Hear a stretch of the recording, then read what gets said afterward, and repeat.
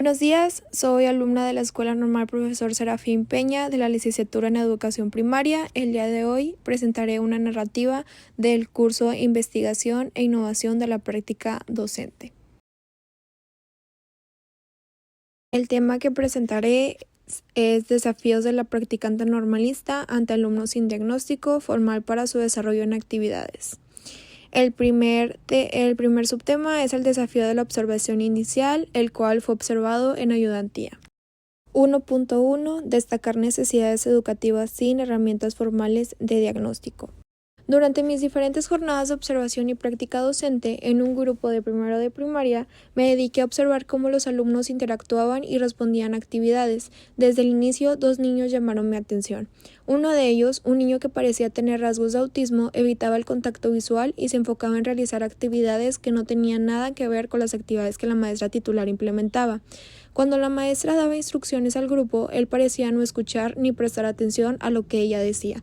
Sin embargo, para observarlo detenidamente, me di cuenta de que, si llamaba a la maestra titular su atención de la manera a la que a él le gustaba, seguía las indicaciones de forma independiente y estructurada, aunque a su ritmo. Esta situación presentaba un reto muy grande para mí, el cual era que el alumno no presentaba ningún diagnóstico específico acerca de su condición, y esto presentó algunas dificultades en mi planeación y aplicación de actividades. El otro niño era un poco diferente, no hablaba. Cada vez que la maestra le hacía una pregunta, respondía con gestos o movimientos de cabeza, pero nunca emitía palabra. A pesar de ello, mostraba interés de las actividades y seguía las instrucciones, aunque dependía de observar a sus compañeros para entender mejor qué debía de hacer. Sin ningún diagnóstico específico acerca de su condición, la situación me presentó un reto enorme y, con base a lo que observé con los 2 alumnos, me hizo preguntarme lo siguiente: ¿cómo podré atender sus necesidades sin contar con información clara acerca de sus condiciones ni experiencia propia suficiente? 1.2 Identificar señales de dificultades en el aprendizaje, comportamiento o desarrollo social. Otra situación que me hizo preguntarme acerca de su diagnóstico fue en las actividades colectivas, cómo armar rompecabezas en equipos o cómo jugaban en círculos. Uno de ellos, el de rasgos de autismo, prefería quedarse en una esquina del aula repitiendo movimientos con sus manos o alineando objetos como lápices o borradores en su banco.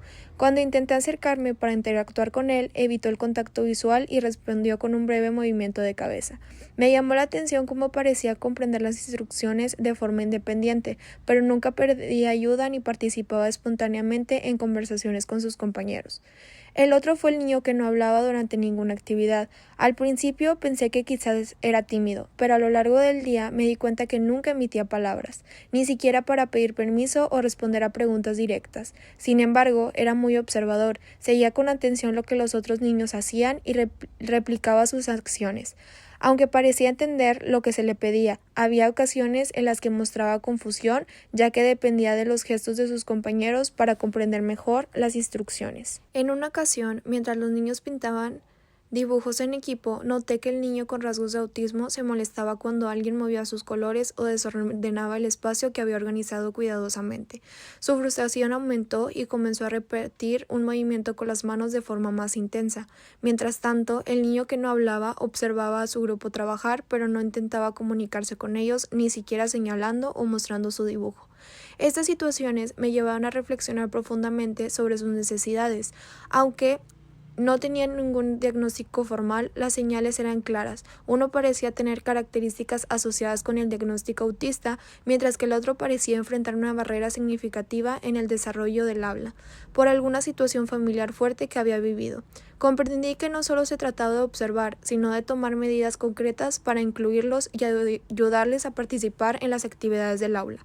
A partir de esas observaciones, comencé a planificar estrategias que les permitieran desarrollarse y participar en un entorno que respetara sus características únicas. Esa experiencia no solo me enseñó la importancia de identificar señales, sino también de actuar con empatía y creatividad para enfrentar los desafíos que, como practicante normalista, tenía ante mí. Segundo subtema: formación y aprendizaje del normalista. 2.1 Buscar estrategias y recursos que permitían atender las necesidades de todos los alumnos.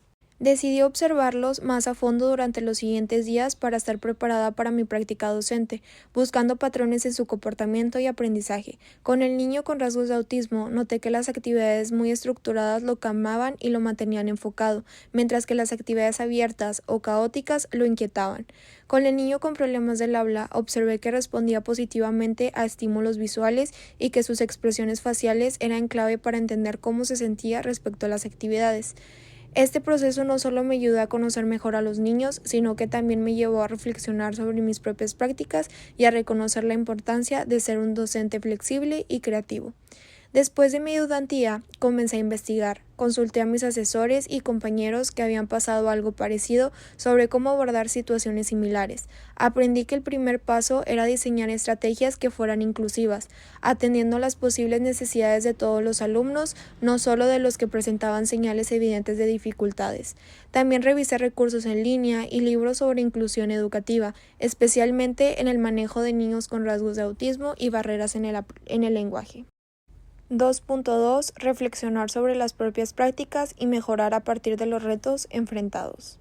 Durante mi práctica docente tuve la oportunidad de trabajar con un grupo diverso de alumnos, entre los cuales destacaban dos casos que me llevaron a reflexionar profundamente sobre mis prácticas y a mejorar a partir de retos enfrentados, ya mencionados anteriormente. Uno de los niños presentaba rasgos de autismo y el otro tenía dificultades severas en el aula. Ambos casos representaron desafíos únicos que, en un principio, me llenaron de miedo, pero también me motivaron a buscar estrategias para atender sus necesidades. Con el niño que presentaba rasgos de autismo, aprendí la importancia de establecer rutinas claras y prescindibles. Reflexionando sobre esto, decidí implementar un horario visual en el salón de clases, con pictogramas que representaban cada actividad. También me aseguré de anticiparle cualquier cambio con tiempo suficiente. Esta adaptación no solo benefició a ese alumno, sino que también mejoró la organización general del grupo. En cuanto al niño con problemas del habla, enfrenté el reto de fomentar su participación sin que se sintiera excluido o avergonzado. Al principio me preocupaba cómo podría integrarlo en actividades que requerían comunicación verbal. Sin embargo, después de analizar sus fortalezas, decidí incorporar actividades que incluyeran el uso de gestos y dibujos.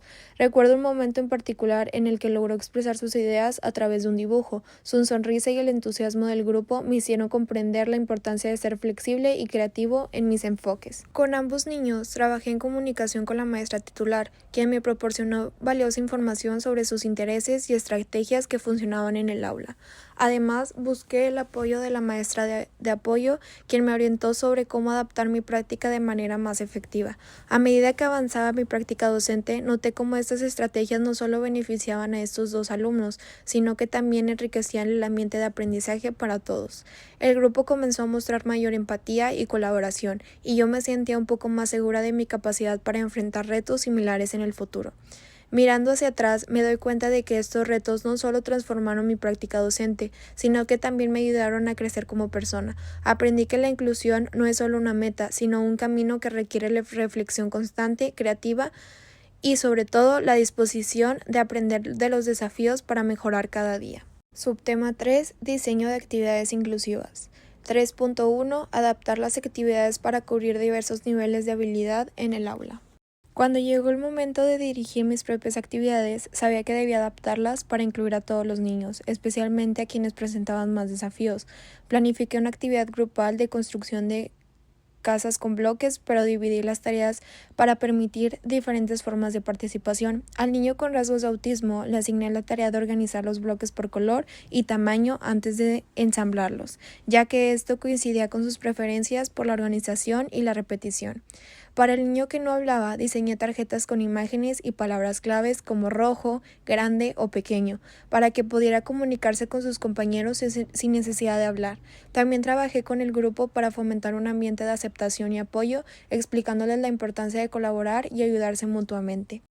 La actividad fue un desafío, pero también un éxito inesperado. El niño, aunque trabajó en silencio, organizó los bloques con precisión y contribuyó al diseño final de la casa, lo que le generó una gran sonrisa al ser reconocido por sus compañeros. El niño que no hablaba, por su parte, usó las tarjetas para señalar sus ideas y participar activamente, generándose el respeto y la cooperación de su equipo.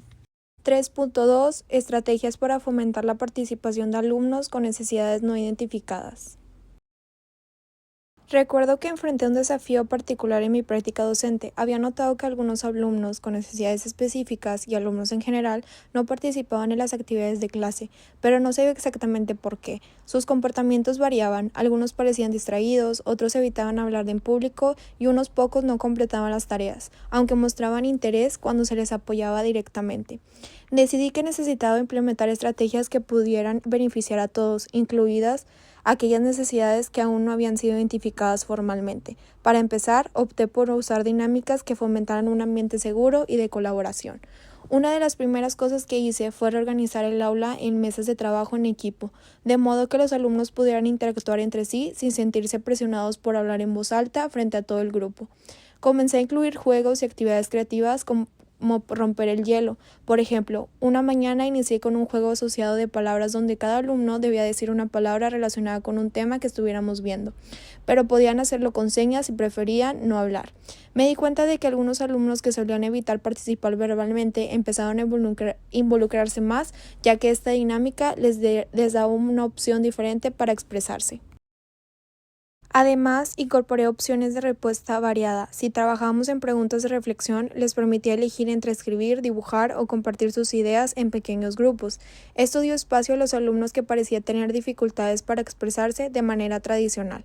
También empecé a observar sus reacciones y gestos. Por ejemplo, una alumna que evitaba levantar la mano en clase era muy participativa en los debates pequeños. Este cambio me permitió reconocer que algunos niños simplemente necesitaban un entorno menos estructurado para sentirse cómodos.